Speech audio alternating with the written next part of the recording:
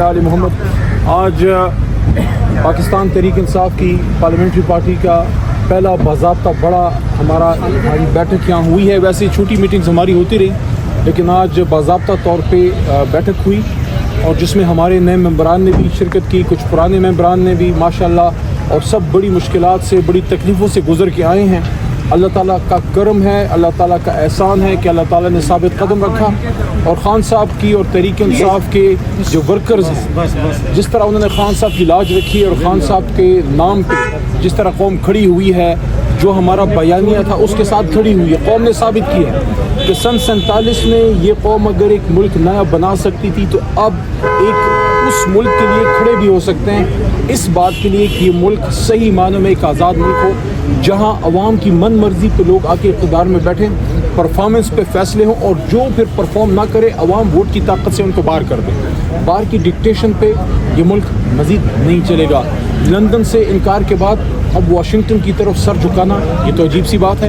پھر 75 سال پہلے ہم نے تاج برطانیہ کو کیوں بڑی صغیر پاک و ہند سے باہر نکالا تھا؟ اگر آج ہم ان کے حکم پہ اپنے ملک کے فیصلے کریں، اسی کی سزا عمران خان صاحب جیل میں کاٹ رہے ہیں، ایبسلیوٹلی ناٹ کہنے کی سزا کاٹ رہے ہیں، امریکہ جا کے حرمت رسول صلی اللہ علیہ وسلم کی جنگ لڑنے کی سزا کاٹ رہے ہیں، عوام کے لیے حقیقی معنوں میں انصاف کی بات کرنے کے وہ اپنی سزا کاٹ رہے ہیں۔ انشاءاللہ سب سے پہلے جو عہد آج ہوا ہے وہ یہ ہے کہ تحریک انصاف بھرپور کوشش کرے گی کہ انشاءاللہ عمران خان صاحب جو اس پاکستان کے نہیں بلکہ امت مسلمہ کے لیڈر ہیں، ان کو قانونی طور پہ پراپر پولیٹیکل اور قانونی جدوجہد کے بعد ان کو نکالا جائے۔ ہمارا سب سے پہلا ہمارا مقصد، ہماری من مرضی، ہماری منشا یہ ہے کہ خان صاحب اور ساتھ میں ہماری جو لیڈرشپ ہے، شاہ محمود قریشی، ان کے ساتھ ساتھ پرویز الہی صاحب، ڈاکٹر یاسمین راشد صاحب، ہمارے پنجاب کے سابق گورنر جناب چیمہ صاحب، ان کے ساتھ ساتھ ہمارے سابق پنجاب کے صدر اور ہمارے بہت سی خواتین کارکنان،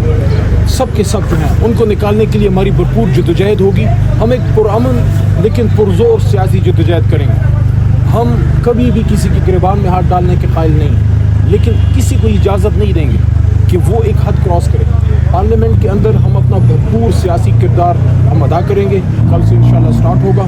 آج خیبر پختونخوا میں ہمارے ممبران نے اوتھ لے لیا ہے، پنجابی ممبران نے لے لیا ہے۔ اصل میں جو ہمارا مینڈیٹ ہے اس کا آدھا تقریباً ہم سے لے لیا گیا ہے۔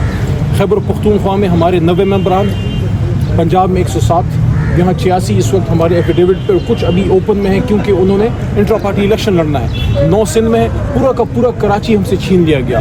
پنجاب میں آپ یہ دیکھیے کہ میاں نواز شریف صاحب کی جماعت کے انکلوڈنگ ہم بشمول ان کی تمام بڑی لیڈرشپ اپنی سیٹیں ہار چکے ہیں۔ میاں صاحب خیبر پختونخوا مانسیرا سے ہار چکے ہیں، لاہور سے بھی ہارے ہیں، لیکن فارم 47 بھی جیتے ہیں، فارم 45 پہ ہمارے لوگ جیتے ہیں۔ مریم بی بی کا میں حیران ہوں، مریم بی بی وزیر اعلیٰ تو بنا دی گئی، لیکن جس سیٹ پہ وہ جیتے ہیں وہاں مہر شرافت صاحب ہمارے نوجوان رہنما وہاں سے جیت چکے ہیں۔ ان کے بڑے بڑے سرما جو ہے وہ ہارے، لیکن کچھ کو فارم 47 پہ جتایا گیا۔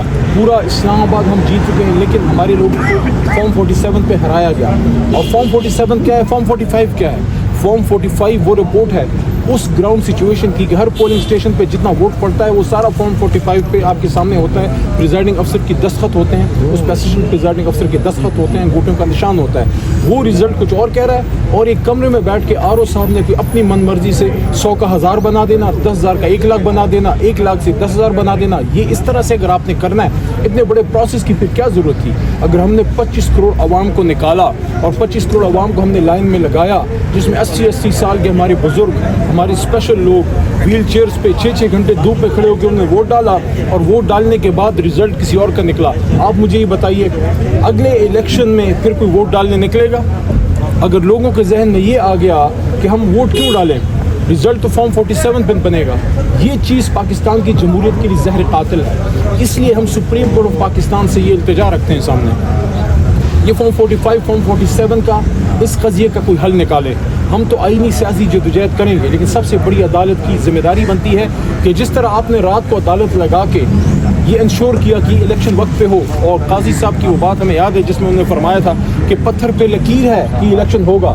الیکشن ہو تو گیا، لیکن کیا صرف الیکشن کرانا کافی ہے یا آزاد شفاف بھی اس کی ایک لازمی جز ہے؟ اگر آزاد شفاف الیکشن نہ ہو تو کل central secretariat P T I کے مرکزی دفتر میں بھی میں نے یہ بات کی، اور آج اسلام آباد میں खैबर पख्तूनख्वा हाउस के बाहर इस वक्त पार्लियामेंट से चंद कदम के फासले पे, सुप्रीम कोर्ट से चंद कदम के फासले पे ये बात मैं कहना चाहता हूँ कि जिस जमहूरियत में मैंडेट का तक़द्दुस नहीं है उस जमहूरियत का जनाजा निकलता है। ये ऐसी है जितना किसी बदन के लिए रूह की अहमियत है, इसीलिए एक जमहूरियत में मैंडेट की इज़्ज़त की अहमियत है। लेकिन अफसोस जिन लोगों ने वोट को इज़्ज़त दो का नारा लगाया उन्होंने खुद ही उसका जनाजा पढ़ा है। बहरहाल हमारी जद्दोजहद जारी है। इंशाअल्लाह कल आप तहरीक इंसाफ को भरपूर सियासी रंग में देखेंगे। इंशाअल्लाह इमरान खान साहब का जो मैसेज है, उनकी जो होप है, उनकी जो तवक्को है अपने मेंबरान से कि उनके मैंडेट की हिफाजत हो और अवाम ने जिस जज्बे से वोट दिया है इंशाअल्लाह उसकी हिफाजत होगी।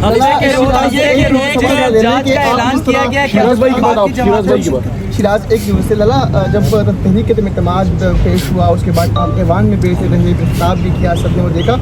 अब उसी पार्लियामेंट में आप दोबारा जा रहे हैं जिस पर आप इल्ज़ाम लगा रहे हैं कि वो जो है मैंडेट चोरी हुआ है, जो नुमाइंदे आ रहे हैं मैंडेट चोरी करके आए हैं, तो क्या एक वक्त नहीं कि आप बैठेंगे?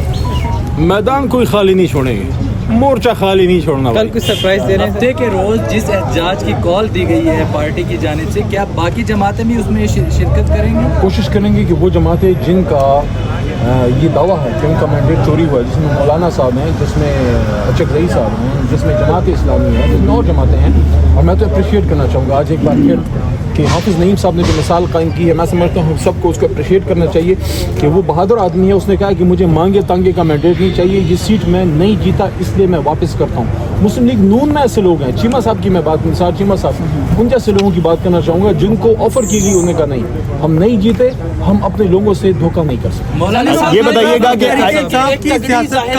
बनने जा रही है, क्या लगता है हुकूमत को कितना टफ टाइम देंगे?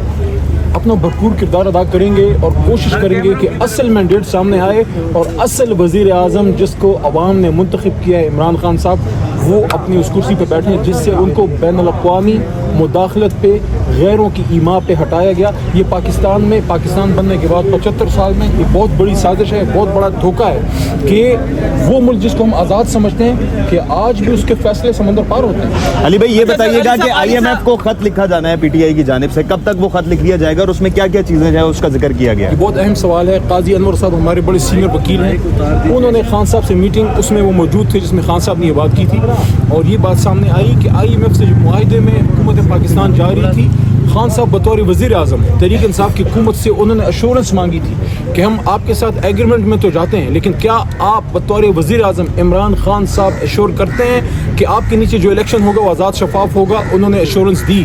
तो इमरान खान साहब का उनका सारा केस ये है कि हमने तो एश्योरेंस दी, क्या IMF ने ये इंश्योर किया कि अब इलेक्शन आज़ाद शफाफ?